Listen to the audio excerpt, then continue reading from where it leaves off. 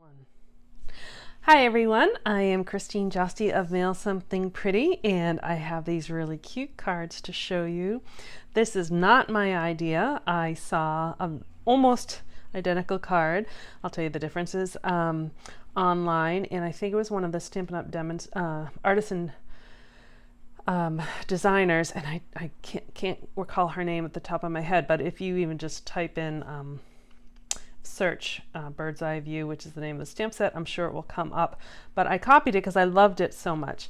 And my changes were she used bubble bath paper and I'm using fresh Freesia. And the only reason why is because I used the fresh Freesia blends marker. I don't have the bubble bath, and so I wanted them to match. So that's the only difference. And so it's pretty much the same. I think her hello said hi. I didn't have that stamp, but I found a hello. So anyways, that's kind of the differences, but that's why we put pictures online. That's why we do videos. We want you to copy. So I am copying somebody else's. I'm going to show you how to put it together because I just loved it. All right, so this is a great stamp set called Bird's Eye View. I think it's lots and lots of fun. So you have 5 different birds to play with. And I just love the glasses. There's that little, is that called a monocle? And I love these glasses. These ones to me look like sunglasses, and then you have books and stuff. So I actually just filmed, I did a Facebook Live the other day using the books on the bird. I stacked them. I showed you how to mask and how to stack them to make bookmarks. So I will be using these a bunch because I just think they're adorable. So the first thing we are going to do is let's stamp our bird. We'll start there. So like I said, there's 5 different birds in here. So I'm going to use this one, this guy right here in the middle. And so let me move these to the side. This is a photopolymer stamp set, so I'm going to use my pad here. And because I'm using blends markers to color, you could definitely use watercolor pencils, you could other coloring methods, but I'm using blends, so I want to use the Memento ink because that's what you use. It just prevents it from smudging, and you can blend everything together. I'll use the same block for the books in a second. And actually, let me do that. I'll stamp the books and then we can color at the same time.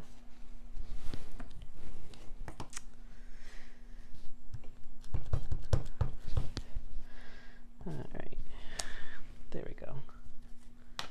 Close that for now. All right, so I'm using blends markers. So the differences between these two, these are a little bit darker colors, and then these ones. So these ones I used, and I actually have them in packs, so I remember. So I use fresh Freesia and fresh Freesia, and it's good that they're listed on here. Daffodil Delight in this yellow, and this yellow I use the old purple Posy, which is retired, but it's a nice soft purple, and the retired So Saffron. So again, just to have different looks to it. So I'll just use the current colors. So I'll do that one. And I'm not doing tons of blending with this. Oh, I forgot. I'm like, what's missing? His glasses, or her glasses. So it's cute by itself. It actually has such a different look, right? The glasses really make it look different than without the glasses. So it's photopolymer, so it's really easy to kind of see right through and stamp. I just think it's so cute.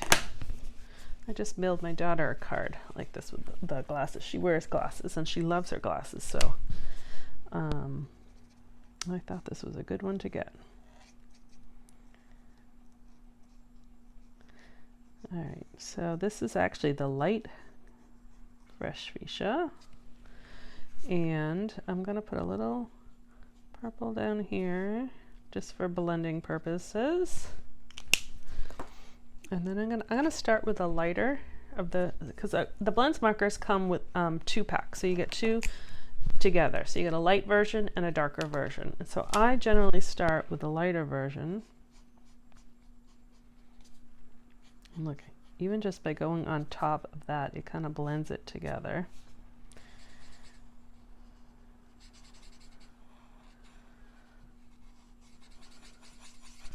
And then what I'm going to do is I'm going to take the darker and just kind of go over it, so it kind of, it's still wet, so it will blend it a little bit, even without doing any work. So that actually is fine. Sometimes what I'll do is I'll go back over with a lighter color if I didn't want to see, if I wanted it more gradual, but I kind of like that.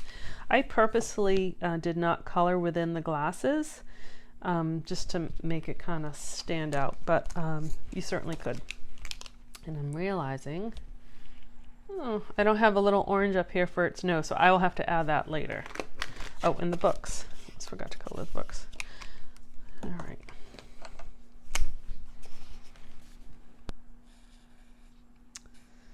Again, I'm doing kind of simple coloring, but there's a lot of really cool things you can do with these markers. So that will dry kind of flat, which is really nice. You won't see any of the lines. So if I wanted the spine here to be a little bit darker, I could just go over it again with that same marker. And because it's like layers on top of layers of color, so that will make it darker. Or I could go on top with a darker marker, which I'll probably end up doing with a yellow.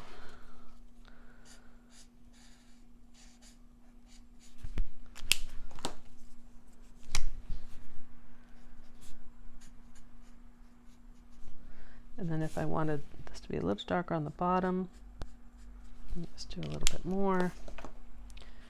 Oh no, I didn't bring up my blue. I'm gonna go get it. Now I have my blue marker. I actually grabbed the orange also, so I could do the nose. This is the light of the Night of Navy. Oop, I just realized, that's all right. I'll just do this one all blue. All right, so let's do the nose of the owl. There we go.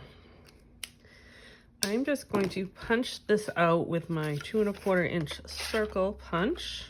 Oh, actually, you know what? Let me stamp hello first.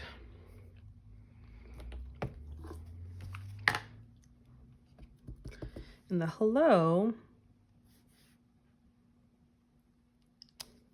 I found from one of my older paper pumpkin kits. This is from my, I don't know which one it was, but anyways, there was a hello there. And I'm going to use those. We stamp flowers. This was from another old paper pumpkin kit. So those paper pumpkin kits come in handy when you need a little something. There we go.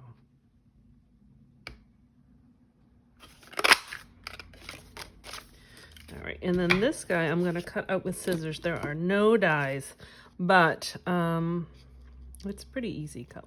It's not a hard cut. I tend to leave a little white space around. And then if you're noticing, my scissors are kind of staying in the same place, and I am moving the paper with my left hand. And I find that's easier than for cutting purposes. And then we get to the feet. They are very skinny little legs, so just be careful.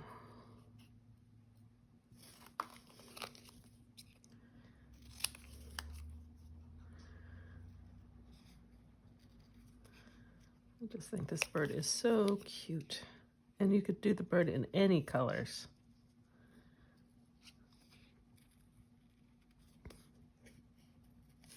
All right. So there are our pieces, and I cut out a Daffodil Delight circle out of my Stylish Shapes circle, so that lines up pretty well. And I think now we can just put it together. Oh, actually, no, let's see. We need to stamp a little bit on our card base. I put some flowers. The card that I was copying had different flowers, so like I said, I looked around to see what I had, and I found some flowers that I liked. Here they are, on a paper pumpkin kit. So I have paper pumpkin kits from when they first started a long time ago. Actually, before I stamp that, I'm going to put this together, and I'll show you why in a second. So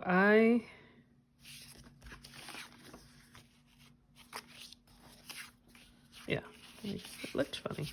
So this paper, it was a 12 by 12 sheet, and it looked like a big notepad. You can kind of see these are all from the same sheet, but the lines are kind of all different areas. And so I just cut it, and I don't remember what size. I cut mine 2 7/8 by 3 3/4. So that will go there. I don't know why it doesn't go all the way down, but it doesn't matter because we're just going to cover that up like that. So this is 1 inch, yeah, 1 inch by 2 7/8. And so this backing must be 3 by 4 1/4. And I think I did that just, it was easier cutting. I cut the 4 1/4, and it was easier to cut 3, which is why I must have cut that. But you could certainly make this longer to fill up the whole thing. This actually, I'm thinking this might be a spare piece, but it doesn't matter. Like I said, this is just gonna get covered. Sometimes that's a way to conserve your paper. Just cut it a little small if it's gonna be hidden. And this is from that same pack, the Delightfully Eclectic. They're all part of the same pack of paper. All right, so the reason why I wanted to do that first is then I could kind of line up where I wanted my flowers on the corner, because I didn't need to stamp the whole thing. So I'm guessing that that's gonna go there. We'll say that one will go there.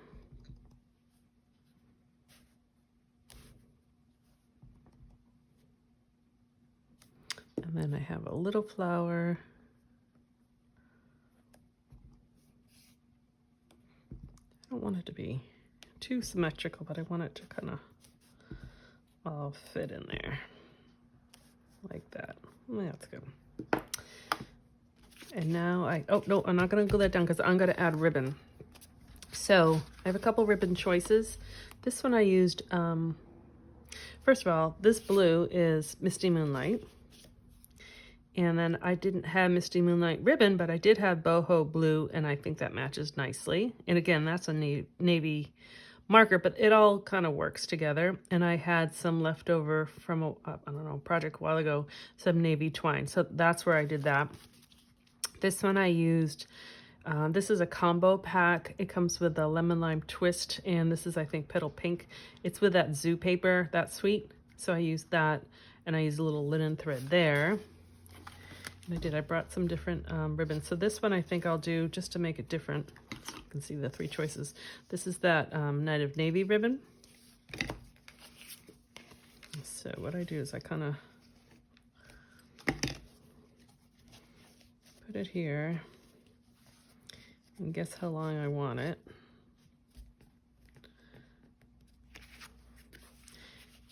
And where'd my scissors go? Right here.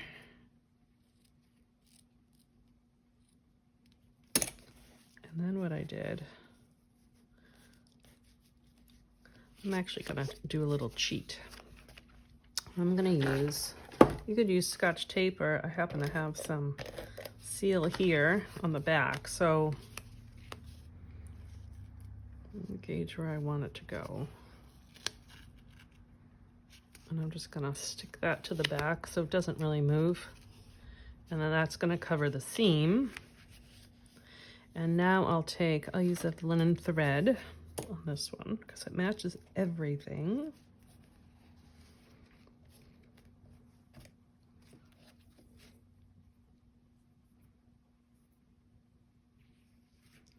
And now I'll just kind of pull that.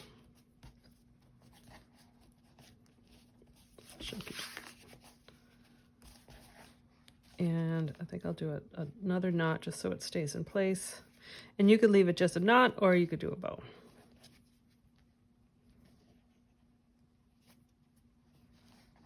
And you see how I still have it attached, because if I misjudged, I can just undo it and do it rather than waste a piece of my thread. All right, so that's how I got that on there. And so now you can put that on there. Glue.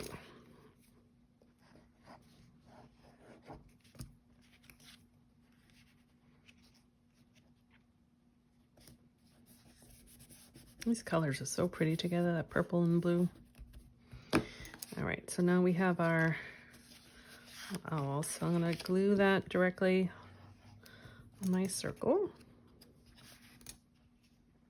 I think this is cute. You know, it reminds me a little bit of back to school. And so I'm filming this kind of beginning, middle August. And so people will be going back to school. So I'm just putting a little glue there. I'm gonna add my owl here, because now what I'm gonna do, give that a second to dry actually. I'm gonna flip it over and put dimensionals. Put one on the top of the head. And that way the whole thing gets puffed up.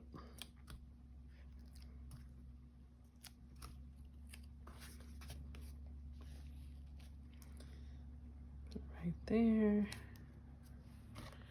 And I think I just did some little flowers on the inside, because this can really be for any occasion. So I will decide what I want it to be later.